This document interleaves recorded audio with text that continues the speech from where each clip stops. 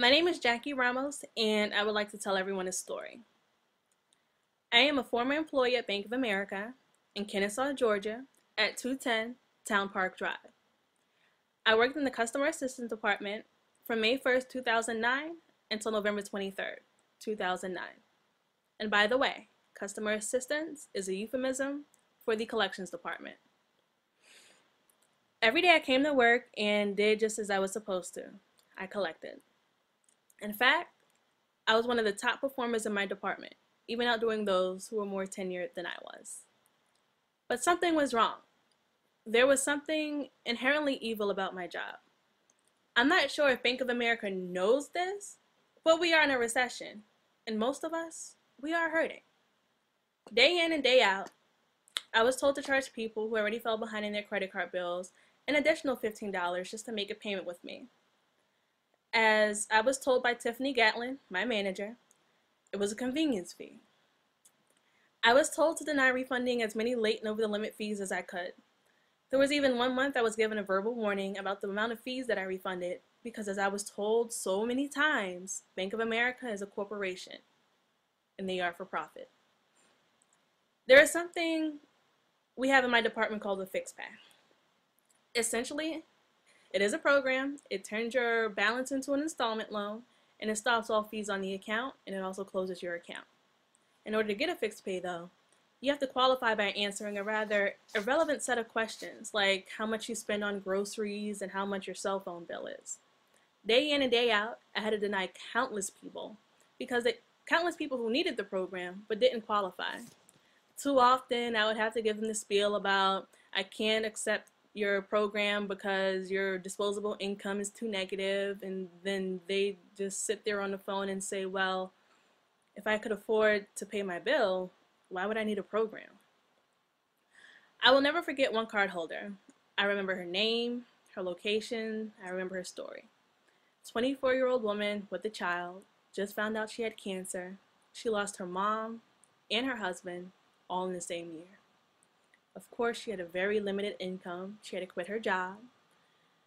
But she still respected Bank of America enough to try to pay off her $6,000 debt. But she just needed help. She sobbed on the phone telling me she couldn't afford the 30% interest that we had her, 29.99% interest that we had her account at. She couldn't afford the $39 late fee, the $39 over the limit fee. She told me that we were her first credit card when she turned 18. We were her only credit card, and that she was a loyal customer. And given the time to be on this earth a little while longer, she would have always remained a loyal customer. I couldn't put her on a program. She didn't have enough income. According to Bank of America, she doesn't have enough income to be put on a program, but she does have enough, but she can, however, keep paying the high interest rates on the account and fees, because at the end of the day, it is her account. She did rack up the debt, and she was late, so she did deserve that 29.99% interest rate that she had.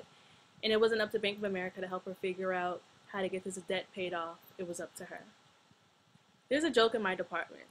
Upstairs, they sell you the credit. Downstairs, we collect on it. Too often, I heard stories of how senior citizens and college students were specifically targeted, so Bank of America could continue to make money off of them. I had one elderly lady who was legally blind. Every month, she sent them the incorrect amount because she couldn't see.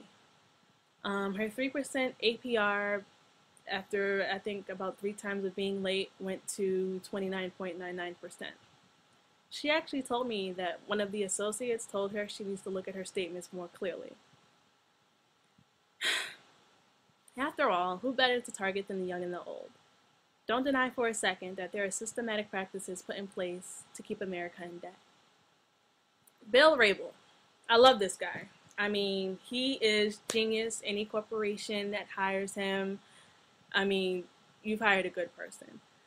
I'm not doing this video because I'm bitter. I'm not doing this video because I hate him. In fact, as my boss, as my old boss, I still have a lot of respect for him.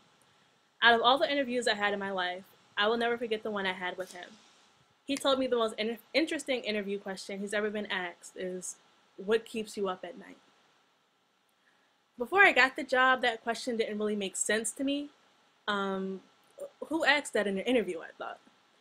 But now that I've been in that department for a while, it makes sense. It does seem normal.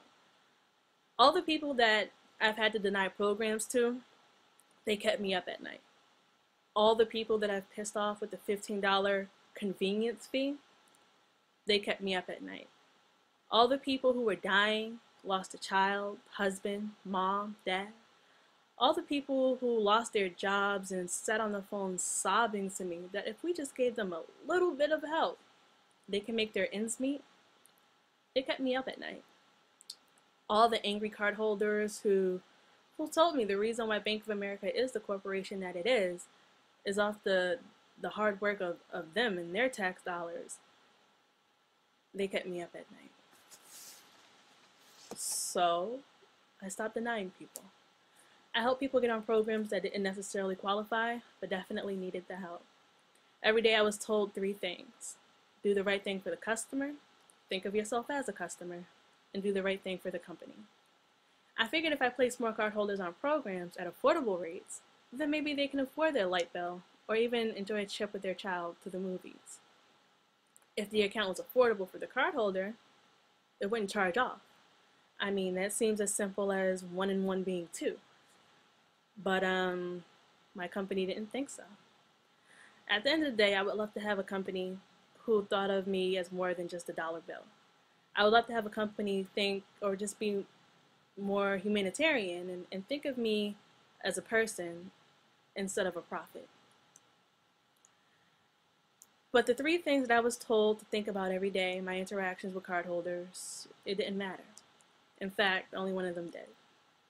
Do what is right for the company. Again, Bank of America is for profit. They would rather charge 30% interest any day than give hardworking Americans, like me and you, a lower interest rate and work with us instead of against us. So, Bill Rabel fired me. He told me I can't people on programs who don't deserve it. During our meeting, he asked me if what I did was right. I looked him dead in the eye, and I said absolutely. I know he was expecting me to maybe say no or to apologize, but there's no apology. There's no way I could look myself in the mirror every day and justify not helping someone when I have the power to do it. Given the opportunity to do it again, I wouldn't change a thing. He actually looked at me. He told me he understood why I did what I did. He said that, I had a really big heart, but at the end of the day, it was policy, and he had to let me go. He told me my manager would escort me to the security desk and that all my stuff would be there. And he was right. All my stuff was there in 2 boxes, all my awards, all the pictures of my son, even a plate of food that I had on my desk. Fabiola Clark packed all my belongings, including the plate of food, threw it in the box. All the food got all over all my shoes and awards, even the picture of my son. After all, Bank of America, they're just a corporation. They're not concerned with their employees' well-being or clearly even their cardholders. There's a saying in my department that you are as good as your last payment. No truer words could have been spoken. I'm not necessarily sad about losing my job. I felt like I took a stand and I did what was morally correct. I have a wonderful support system, I have a college degree, and I consider myself personable, so I'm sure I'll land back on my feet. In fact, my manager told me as she was escorting me outside. She told me if I needed a reference, she would highly recommend me to everybody. I received nothing but accolades while I was at Bank of America, and even while I was getting fired, my boss told me that out of anyone she's ever met, I've had the highest morals and the biggest heart she's ever seen. And that means more to me than my job. At the end of the day, I don't have anything keeping me up at night anymore. I did the right thing, and in God's eyes, I'm sure that He'll bless me. But Bill Rabel, can you say the same?